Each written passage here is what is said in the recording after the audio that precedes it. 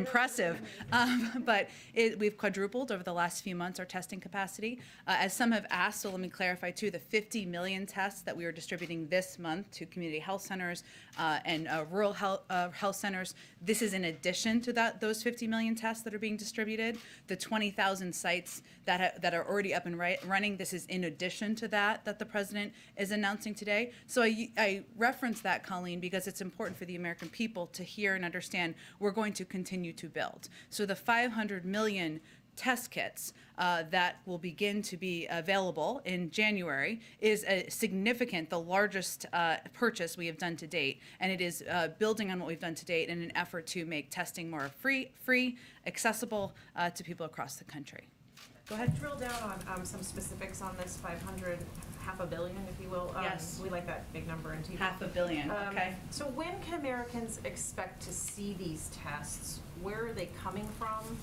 How many can a family or person order at once? Is this website going to be able to sustain all of these people who will want to get on and get these tests? To answer your last question, yes, that is our expectation, and we are preparing for that.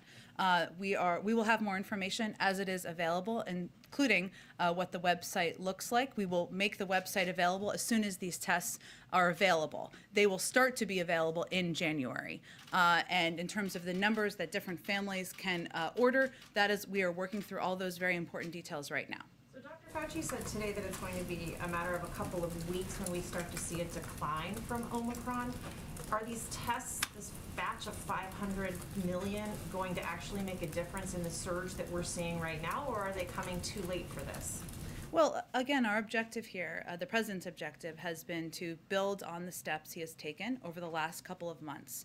Again, quadrupling testing capacity, making it more available in more communities, opening more testing sites across the country, and really directing our efforts and our resources toward the parts of the country where they need help the most. So I know part of the announcement today is obviously testing sites and opening additional testing sites. We have additional testing sites up and running in New York City. We will have them up and running in New York City, for example, by the end of this week.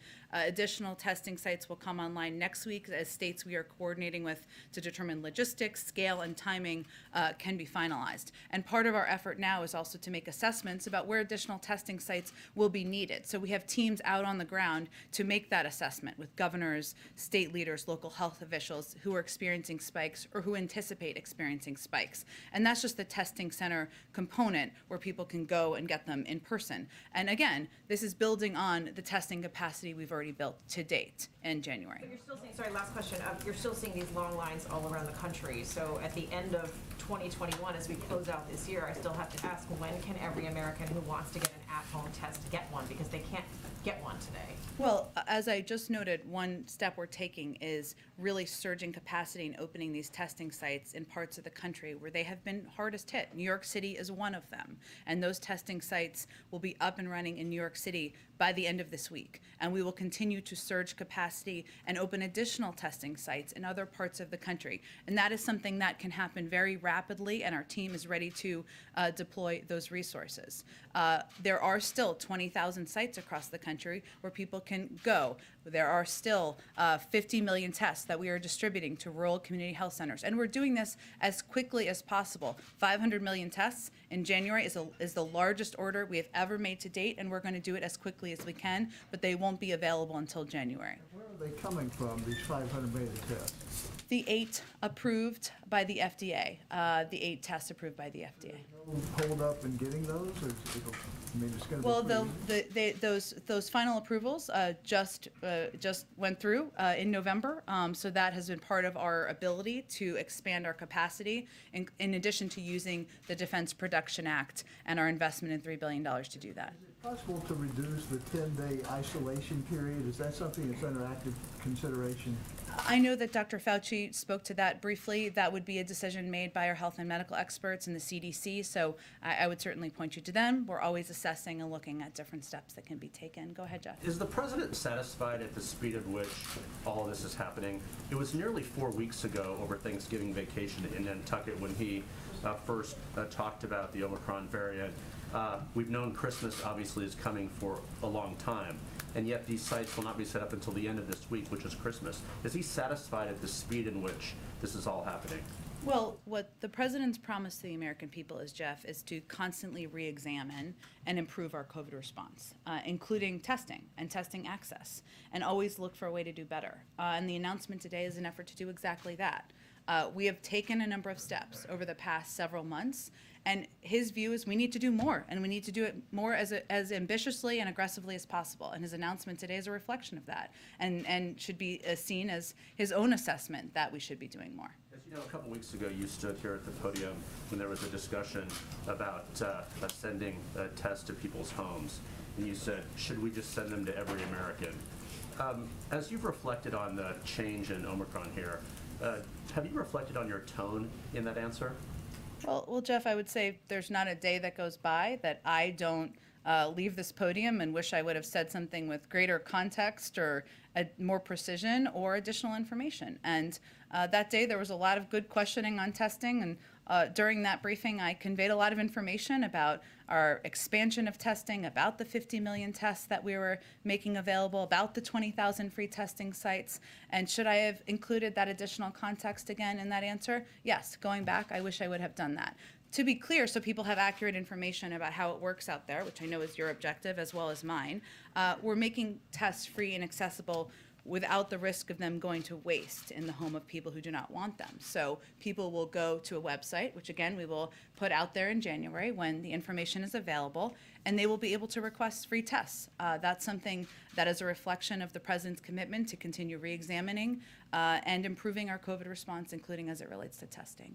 Go ahead, Ed. And on testing, because why not? There's more to ask here, and I realize you may not have answers yet, but is there any sense of whether you'll be able to guarantee that from moment ordered online, how long one will have to wait to receive them? And are you going to be relying on FedEx, UPS, Amazon, or the Postal Service to help distribute these? Again, really good questions, and we, of course, want people to be able to rapidly receive the tests. And people have certainty to know they can get a test, they can feel safe going to their workplace, seeing their family members, sending their kids to school. That's our objective.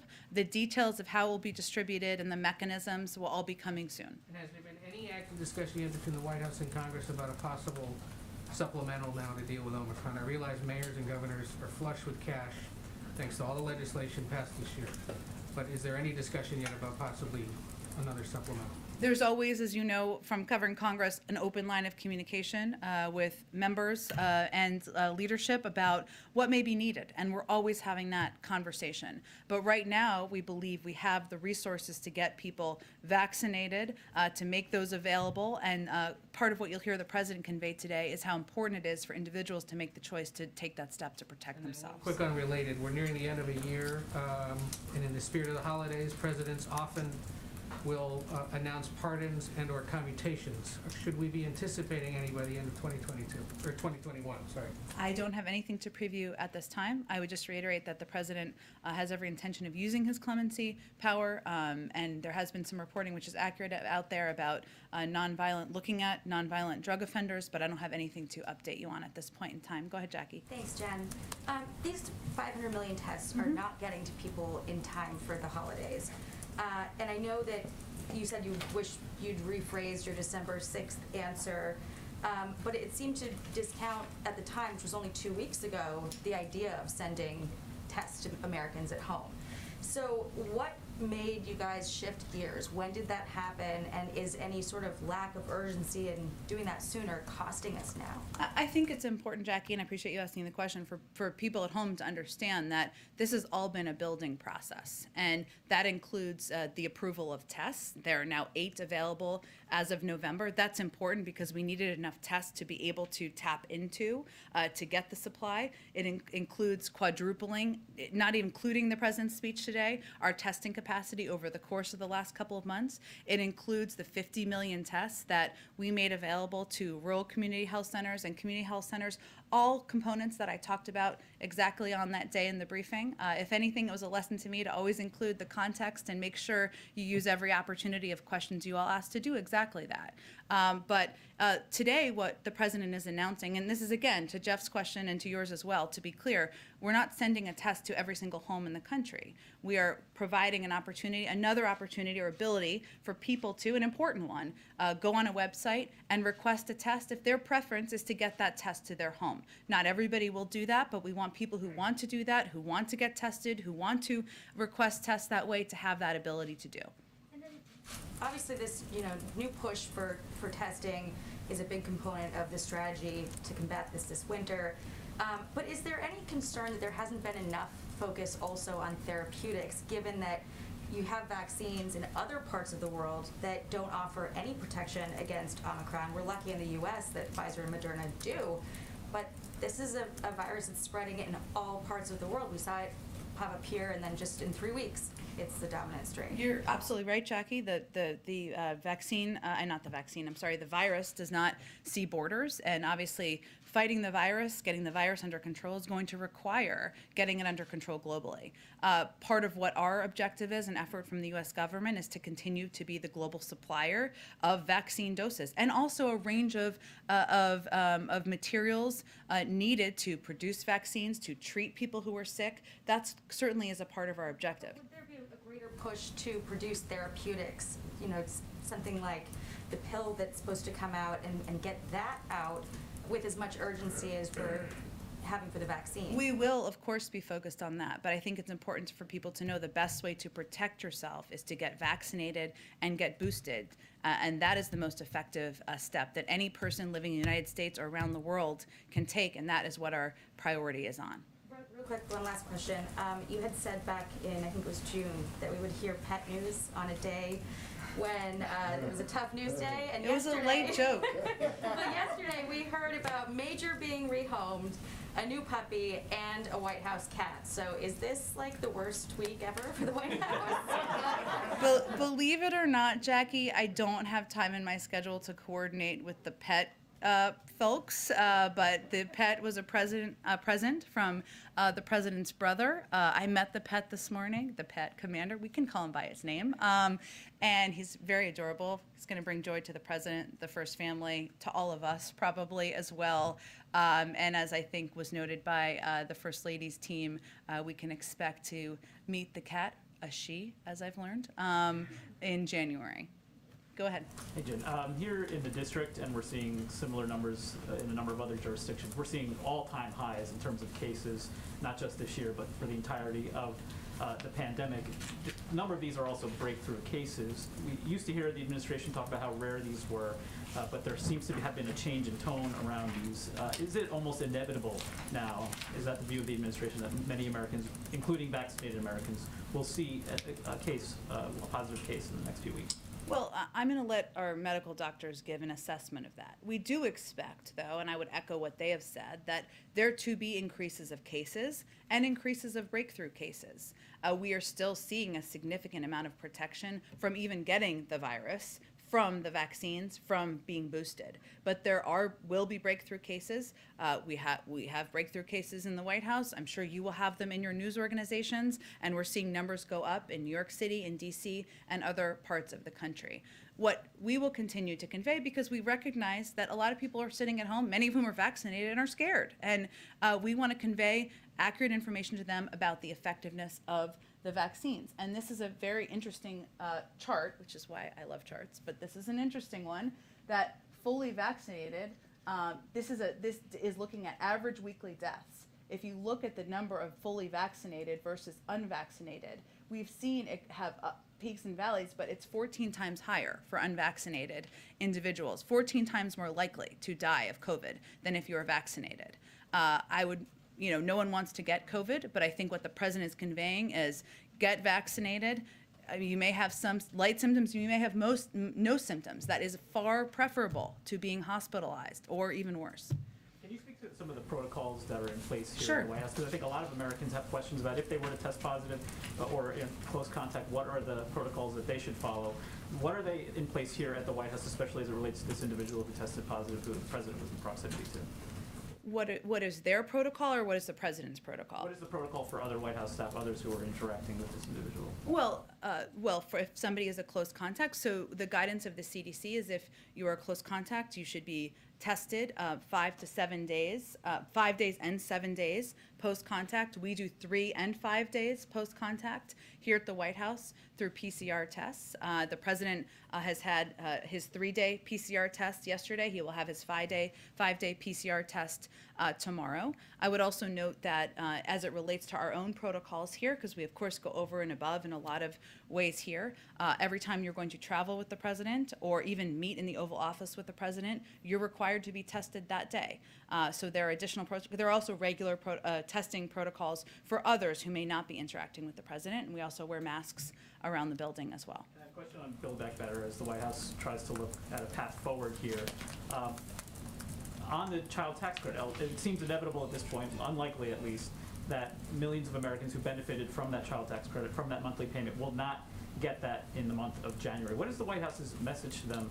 And Senator Romney has put forward a proposal that he says would be a bipartisan pathway forward. Is that something the White House is looking into? Well, most importantly, the president's message is that his preference was to get Build Back Better passed in December so that people could have the child tax credit extended, a benefit that has contributed to cutting child poverty in half this year and has helped put money in people's pockets and food on the table and make sure many, many families could help make ends meet during an economic downturn that was tied to the pandemic.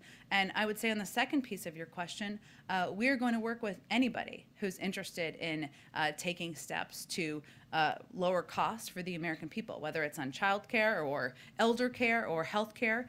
We want to get Build Back Better done because the comprehensive package is going to have an enormous impact, according to dozens of economists across the board. It would require 60 votes in order to get individual pieces passed. Okay, I'm sorry, because I don't want you to miss the speech. I'll try to go to like 2 more here. Go ahead. Thanks, Jen. Will certain groups be prioritized on the testing website, or is it just first come, first serve? It's a really great question.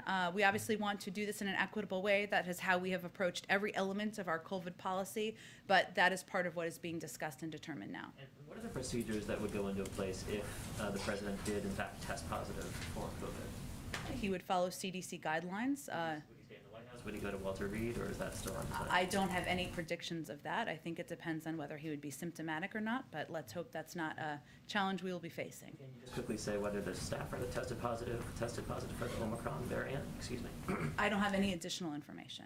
Go ahead, last one, and then people can come see me in my office after speech. There's a report that you're considering extending the student loan relief past the February deadline. Can you comment on that, whether that's on the table or a decision that's been made? The president has not made a decision yet. Okay. And can you briefly, you said he's asymptomatic. That is sometimes a phrase used for people who tested positive but don't have symptoms. You just mean he's not symptomatic. He does hasn't not have tested symptoms, yes, Clarify, correct. he's not tested positive though, because this is causing Yes, confusion out he there. apologies. He has not tested positive. He tested negative yesterday, as we indicated, and he'll be tested again tomorrow. He does not have any symptoms either.